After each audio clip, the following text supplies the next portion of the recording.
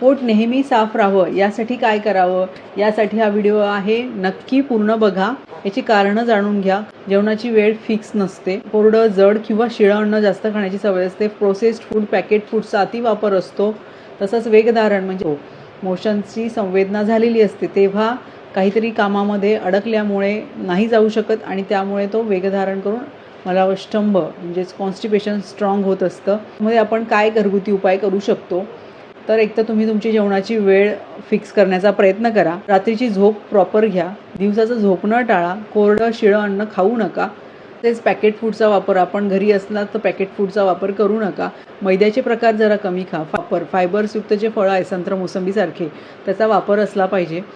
तसेच रात्रीच्या वेळी किमान एक वेळी तरी अशा लोकांनी ज्वारीची भाकरी खाल्ली पाहिजे. रात्रीचं जेवण शक्यतो पातळ भाजी आणि भाकरी असं असलं तर उत्तम. मलासन, पवनमुक्तासन ही आसने दैनंदिन चरणात येऊ द्या.